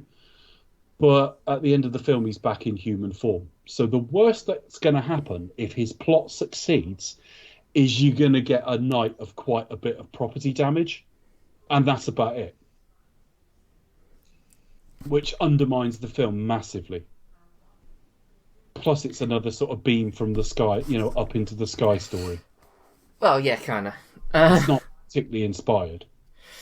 But yeah, he goes after the lizard in like the sewers. So he tries to because Spider-Man's now wanted. He tries to tell because he sees Curt. He goes to see Captain Stacy. He sees Curt previously, and he's like something suspicious, and he sees the rat as kind of like a mutated. Because they've been experimenting on rats, and the rats that have regrown limbs have become like reptiles themselves. Yeah. So eat another rat. So he tries to tell. Terrifying. Tries to tell Captain Stacy. Stacy's a bit. Yeah, sure, right, but then checks anyway. But what I don't understand is why doesn't once Peter go just go to his lab? There's a fucking a mutated rat. Surely that's like. Suspicious evidence in itself. You check that out unless you're scared of the idea of a mutated rat. What damage could that do to you? Yeah, but it's there's that. So that's kind of a lazy plotting, where the protagonist isn't believed by the authorities. I think that's kind of been done to death. It's especially stupid when you see there's clear evidence. You would clearly think just go and check it out. I've just seen it. You know what I mean? Send a squad car. I've just seen him. I found it. Just. Don't believe me, just go and see for yourself. In an era of camera phones, he should have taken a fucking photo of it, but again, the film couldn't get through around that plot hole, so they don't press it. But the first thing you do is take a couple of photos, run straight to the police, not go in and say, I promise I saw. Yeah. He didn't run in horror when he saw that little rodent. I mean, he didn't tell me he thought he was in any immediate danger and had to get out of there really fast. So there's that. And the other thing is, the lizard finding out his identity, that is really lazily done. Him putting a camera there with property of Peter Parker on the back. And it's like... Schoolboy error. It's a schoolboy error, but then I suppose he's a schoolboy, isn't he? I do like the idea of him doing like a spider thing, like setting out webs and looking for vibration, things like that. That's kind of cool. And I like the shot of him just sort of like I do like casually waiting, just like playing on his phone. Playing games on his phone, and it's like, well, that's what this Spider-Man would do. And he goes out with a bag. They went with that with Tom Holland as well. That like he went through quite a lot of bags because he would like web it to the wall in an alley and hope it would still be there when he came back, that sort of thing. It's kind of trial and error, isn't it, really? There's some good things in this film, aren't there? For everything we're saying, it's not all bad at all. No, I think just like overarching kind of plot-wise, it's quite good. But there's some nice character moments as well. But I think the Tom Hollander kind of one, even sorry, I keep getting it mixed up with the other guy, is just kind of that they more sort of come into its own, and it's just generally better. I think as well that Chris hit on it at the start. The dark color palette doesn't suit this film. Hence they ridiculously overcorrect next week and go kind of I've got to go the opposite Ultimate direction, Spider-Man with the massive eyes and stuff. But Spider-Man. Yeah, it is like the earliest iteration of Ultimate Spider-Man, where the character had like a slightly oversized head and massive eyes. Massive eyes, so it can see all things. Broadly, spiders do have big eyes anyway, but still, that's a bit silly. Yeah. So I like what they're trying to do here, but it doesn't fit, and they're responding to The Dark Knight, which is about to become passé. The Dark Knight will always be a lauded film, but in terms of like what was popular, where superhero films were going, it had missed its slot. There's no doubt. And again, the plot doesn't make a lot of sense. There's a bit where he's like swinging along early on in the film, and he's swinging along like an overground chain on the underside of it, and I got to think he overground said, underside wobbling free. I think he said something like "I'm swinging here as well," which is lazy as a line. But it was just like the whole. Yeah, she's like, "Hey, I'm swinging here," and it's like, "Oh." But it is like, why are you swinging through the set of the French Connection or something? It's just like. Yeah, I really got French Connection vibes, with the L train and everything else, definitely. So they have the fight in the tunnel. We go to the school, don't we? We come out in the school. Well, yeah. So he finds out. He first goes to Gwen after getting his ass kicked, and he sort of like turns to his wounds and there's chat about her concern, because when she was young, she was concerned about her dad not coming back, and now there's like a similar sort of thing there. And then so Lizard basically sort of attacks him at school. Now, this is where the Stan Lee cameo is. I will say one of the good things about what this film does is, compared to the other films, is Gwen Stacy actually gets involved. Like, she's not just like hanging around waiting to be saved. She's a bit more. She has a bit more use, should we say? Because before, this sequence might seem like nothing, but she does actually try to save Peter by hitting the lizard with the trophy. And while that's like, all right, well, that's not much. It's better than what we had so far. Do you know what I mean? And at the end of the film, she is actively sort of like getting the antidote for him. So the film does find stuff for us. For her to do. It's not too bad, but it goes a bit perfunctory. I'm not that interested, but then I don't know how well I think they've done the lizard. Of all the Spider-Man characters, I know the basic story, but it's a little bit tragic. Like, it's a bit like Man-Bat, in Batman or something, but a bit of ropey CG and a bit of suddenly becoming ridiculously evil, and his plot being that overused visual of something on a roof sort of thing. We'd seen it in the Avengers a couple of months before, but the Avengers was good enough to get away with it. And it was one of the first ones as well, wasn't it? And his plot didn't make sense. Yeah, and it would go on and on and on. And his plot didn't make sense because, as I say, this is not a permanent process. So what's going to happen? People will turn into lizards, smash the place up a bit, and then turn back. It's not the end of the world. It's just a bit of property damage. Potential deaths, though, I suppose. It's not ideal, but like I say, it's not. I don't know. I don't know what else I want to say about this, to be honest with you. I mean, there's the fight at the school, which has the Stan Lee cameo when they're smashing up the library, and he's oblivious to it because he's got music on, and it's all fine. But I think that's really like that says a lot. Like the highlight of it was meant to be like a truly epic battle scene is a Stan Lee cameo, which is on screen for like 5 seconds. So I think that tells you a lot. Like the highlight of this, obviously Stan Lee is a legend, and obviously he's the creator. But I think what is meant to be like this epic battle highlight is Stanley. So I think that speaks volumes. Where do we go from the school attack then? This is where I do lose what the order of things is. Does he go? I don't know if he goes home at that point, or that's before he sees Gwen. I can't really remember. We are getting towards the end of the film now, because obviously Captain Stacy is sort of after the lizard and Spider-Man. So yeah, they are actually sort of like rushing towards the end. So I think Peter asks Gwen to go and retrieve an antidote from the lab, because they know what he knows what like the lizard's up to. So, but because Spider-Man is wanted, he's being chased by the police. And I think he gets wounded and is eventually caught, and then Stacy finds out that it's Peter. Sorry. Captain Stacy does, yeah. They sort of capture him, and he's immediately sort of handcuffed, and then the hood's pulled off. But he really only Captain Stacy sees it because of the way he sort of... Well, yeah, he pulls it off, and then he kind of sort of takes everyone out apart from Stacy, who manages to see him, and then he kind of convinces him that, you know, look, I need to do this, blah blah blah, you know, and Stacy just lets him go, but he's wounded, so he's like he isn't as flexible. He has to get like across the city. This is where you get the reprise from him saving the kid. He tries to run. He kind of webs up the wound to start with to try to protect it. Tries to take a big sort of run and jump to start the swing process off, and actually just falls. But then like a crane has kind of caught him, and C. Thomas Howell's character has basically got the guys to all line the cranes up, so he's got like a path. And the score is probably at its best at this point, as it's kind of...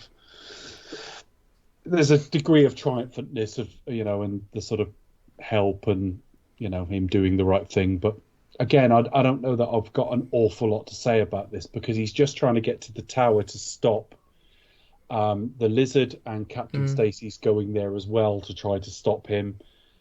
And as I say, because the plot's not that interesting, I don't find much of this action wildly interesting. Yeah, because Gwen's basically there getting the antidote, and then once he realises that Liz is heading there to do the... Yeah, he takes the antidote off his daughter, says, you know, get out of here now, you've done your bit, I'll take it from here. Yeah. Yes. So this is like, yes, obviously the thing's a crane, that's like the big, like, Sitton's getting behind Spider-Man. It's like, sort of like, you mess with one of us, you mess with what, you know, that kind of... It is, although it's not as cheesy. I mean, you could look at it as cheesy as that, but the effect is better. The Raimi one looks like a last-minute sort of pandering reshoot, which it was, and it doesn't look like that here. I didn't dislike this. I'm at the point where I think, if I'm honest, at this point in the film, if I can remember accurately, because it's 8 years ago, but my thoughts would have been along the lines of, this has been reasonably promising. I think they've gone too dark on the colour palette. I think the Avengers will stop them going that dark next time, and Marvel. But they've got a good lead. If they can get him out of school before he ages too much more, that's great. They've got great chemistry. Sally Field's got more talent than you've exploited here. You may have something interesting to do with this plot going forward. I don't know. But this is promising. But having said that, we're now at a point in a plot that isn't that interesting, where I'm thinking, right, you've done an okay job here now. Just wrap this up and let's go home. Yeah. That's how I felt at this point. I don't know about you. What about you, Becca? Yeah, it's pretty much the same, really. I mean, there's lots to like about this film, but I did kind of feel like, well, similar to last week, really. It's quite busy. There's a lot going in. Obviously, it's 2 hours, 15, 20 minutes. So, you know, 2 and a bit hours. They pack quite a lot in. And it just seemed to have, it's one of those films that, for me, felt like it got, that ends, that has, you know, many different endings. They could have ended it at various points towards the end of the film, if that makes sense. But I kind of just feel it did kind of drag on just a little bit. But as I say, still that there's lots of like some great character moments, but it did kind of, the ending does kind of drag on a little bit for me. Yeah, that's all I really want to say about it. It's all right, Captain Stacy goes in, helps Peter, and is eventually sort of killed while Peter gets the antidote in the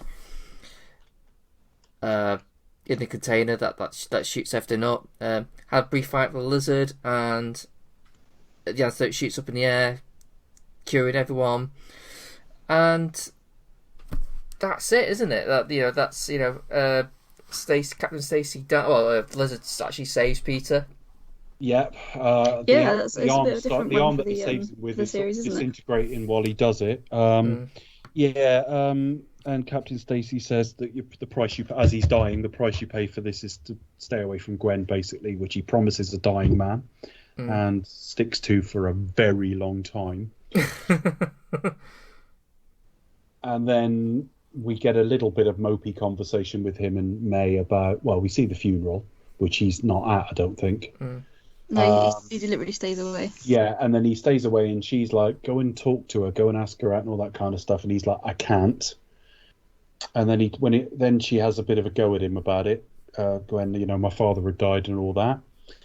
And then he said, I can't see you anymore. And then the final scene, he turns up at school late, and she said, not one for following the rules and, or one for breaking the rules. And he says something like, that's the best kind. And she smiles, basically saying that, a couple of weeks afterwards, he's just going to go against what he practiced with Captain Stacy. Which is confusing, isn't it? Just a little bit. Yeah, it's what are you trying to tell us there? And again, I think it's just a film that lacks a little bit of vision. It's not. There's not a lot wrong with it, but there's a few problems in the plot. But there's a little bit of, what do you want Peter Parker to be? I didn't like the Tobey Maguire version, but I could see what Sam Raimi was going for, and I can see why, if you're going for that, you cast Tobey Maguire. Here, and with Tom Holland, it's bloody obvious what they're going for. Here, it's like, is he cool? Is he a nerd? Is he a loner? Is he popular? Do the women like him? Do the women not like him? Because another woman's quite flirty with him at the start of the film. Is he altruistic? Is he in it for himself? We don't really know. Will he honour a promise to a dying man? Will he not? Now, obviously, we get a sequel, but again, that's written by somebody else. So it's a bit messy, and I think it smacks a little bit of studio overthinking things. It smacks a little bit of, we need to keep the license. But if you're going to make a film that's just trying to keep a license, then at least you've put a great deal of care into who you got to write it. You at least got people with some pedigree. You got some continuity from the previous era. There's problems with the script, but who you hired isn't a problem. And it is next time, and you've really gone out of your way to cast people good and cast people with chemistry. So it could have been so much worse. But even more than the Tobey Maguire film, it's a real relic of its time. This is a superhero film that could really only have been made between sort of 2008 and about 2013. They just weren't made like this after that. No, I think with Marvel sort of coming in and not coming in, but being able to, at this point in time where they've got the technology, they've got everything at their disposal to kind of make the films that they wanted to make. This is literally a film for that time. They sort of came in and changed everything. We certainly haven't seen a film like this before or since. And that serves as my final thought, really. I don't think this is a bad film. I don't think it's a particularly good film either. I'm relieved for the change of crew and cast, but at the same time, it doesn't quite have the sort of clarity of vision and memorable visuals the first iteration had. And next week, it's going to backslide it slightly. It's going to try and course correct and not get it right. Bless him for trying. I like Andrew Garfield. He's been shortchanged by what he got, because he could have been a lot of people's definitive Spider-Man, but he got two films that wildly diverged from each other, and the first one arrived 3 or 4 years he's before the it Timothy would have... Dalton of Spider-Man. Timothy Dalton's films have dated extremely well, though. Yeah. Whereas his films, this film arrived 4 years after it would have looked relevant, and you got to do something different. But I don't think they've got the right man at the helm. I don't think they've quite got this right. But 2 great leads and a nice cast. I think it's always a mistake to. I think that what film producers usually do is the big mistake is to try and emulate other films. So it's like, oh, let's try and do Dark Knight. You should never do Dark Knight. Not in Spider-Man, certainly. Well, yeah, but only one film can be the Dark Knight, and that's the Dark Knight. The best you can probably hope for is a good interpretation, like a good copy. But you don't really want that. You want to be your own thing. But there you go. Becca, what do you make of it? What final thoughts? Yeah, final thoughts really. There is a good film in there somewhere that has its problems along the way. There's some really good character moments. I do quite like Andrew Garfield in the role. He kind of brings like a vulnerability and humanity to it that perhaps Tobey Maguire didn't. A lot better chemistry between him and Emma Stone. I don't know if that's helped because of the fact they may have been an item to begin with. But I do find them more believable, and I kind of think that they are, if they're meant to be sort of 17, 18, even though they were kind of like in their early to mid 20s, I think they can get away with it. They've both got youthful good looks and they can pull it off. Rhys Ifans quite interesting as a villain. It's interesting how Andrew Garfield also born in the States but lived in Surrey, I want to say. So he's kind of got that transatlantic kind of dual nationality to him. So you've got 2 British, English and American and Welsh characters playing others or playing people who are perceived to be outcast or different in society. Although I kind of feel that the storyline really lets that aspect of it down, because they're obviously trying to be drawn together, the fact that they are 2 outsiders. But I don't feel there's enough work done that to kind of really, really promote it. And it's kind of let down, sadly. But no, I think he's quite good as a villain. Let down a little bit by some cheesy CGI. But overall, yeah, it's quite good. As you mentioned, Chris, he's got a kind of like Jekyll and Hyde thing down. But he's a great actor. He's always, whether he's comedic or serious, he always gives good value. And yeah, happy to watch whatever he does, really. Yeah, I generally, next week will probably be very different. And then once we get to the more recent Spider-Man, I think that's when the quality really starts to improve. But yeah, I'd probably say like 3.5 out of 5. It's, as Dave said, it's not without its problems. But there's lots to like about this one. But yeah, there's just there's quite a few things that is difficult to overlook, really. So yeah, I think not really much more I can really add other than I kind of enjoy it. I can accept it for its flaws, which are a few. Some of them are just like interlinked with one another. I tend to like it more because of like the performances rather than like the story decisions. I mean, most of it is shot at night, which does add a different feel to it. That's the only sort of positive spin I'd put on the whole. It's a more darker edge. But I like Garfield's interpretation, though at the same time he does look a bit too lanky in the suit.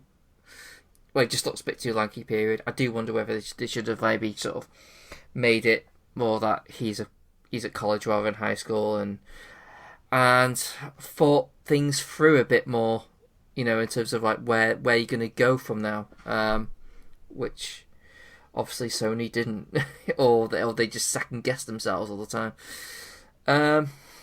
But hey ho, what we have is what we have. But there are plenty of other things. There's lots of like, I tend to like it more of the character stuff. I like most of the actors in it, but there are always things to improve. But having said that, I don't feel like I don't know anything about the film we just reviewed. Dave, what do you think? Oh fuck. Quite extreme reaction. There was an overland train line in it, and Overground, underground, and nobody wanted to bang Sally Field, and it starred Garfield and Mr. Sheen. Yeah, Mr. Sheen has been known to shine umpteen things clean. That's really old. Oh my god. So I wouldn't say I don't know anything, Chris. I was going to say like loves the job you hate. That's Mr. Muscle, isn't it? So, Chris, I've just heavily factored you, proving you wrong that I didn't know stuff, so it's just you that's clueless. Well, obviously, so I need some facts to help me out. Well, I've told you about furniture polish and animated cats. I don't know what Won't that else you need. suffice? Becca, can you help? No, but embroidering kittens, won't that suffice? That always suffices, Becca. Well, I've done you a favour, because I did have the last fact, I did go into quite some detail about Renaissance poetry, but I would spare you from it. I like the idea that Becca's fun facts from now on will just be like random facts completely unrelated to what we just discussed. Well, not completely unrelated. I mean, obviously in the film he quotes Michelangelo's The Silkworm. So I thought, I'll have a look at that, but it was kind of going into the realms of, well, obviously on this podcast we don't care about being controversial, but it was kind of going dangerously controversial, so I thought, right, I shan't do it. And where'd you draw the line, though? Because there's sewers in this, but we don't want 5 facts about going for a shit, do we? No, this is it. And I thought, should I do some lizard facts? I was like, well, I've thrown in some lizard facts. So Let's go for it. okay. But no, anyway, I've got some 5 really random facts, so you have to excuse us. So, fun fact, as you mentioned in the previous podcasts, in this film, Peter Parker shoots webs from devices that he's made himself, rather than like organic webs born from the superpowers that he gains. And obviously this harks back to the original comics, and also highlights that Peter's actually special himself. And fun fact not really fun fact number 2, sad fact number 2. I think this is the last film produced by producer Laura Ziskin. Very sad. Yeah. Died of breast cancer. Well, fun fact number 3. 50, yeah. Yeah, it's not very fun fact. But if you're a fan of Emma Stone, you're going to know this inside out. Apparently, when she was 15 years old, she convinced her parents to move to LA so she could pursue acting. Through, as you mentioned, doing a PowerPoint presentation called Project Hollywood. I think that's fantastic. I just think that's amazing, and it just shows that she's obviously very driven and she's very, very clever. Obviously, I think that's fantastic. Fun fact number 4: Michael Papa John has a cameo in this film, which means he's the only actor besides Stan Lee to be in both the live-action Spider-Man origin story films, so like the first one of the Tobey Maguire, and obviously this film, the new series. And fun fact number 5 is my lizard facts. So there are more than 6,000 different species of lizard, the largest being the Komodo dragon, which can reach up to 10 feet in length, and the smallest lizard being the dwarf gecko, which is just 0.6 inches. Obviously, most are cold-blooded, so they rely on the environment to warm up their bodies, and some molt and shed their skin, and they can also lose parts of their tails when they're attacked by predators. And that's my random lizard facts. It actually happens in this film. We didn't mention it. It does, loses exactly. part of his tail He and chops grows. his tail off. Yeah, grows a bit.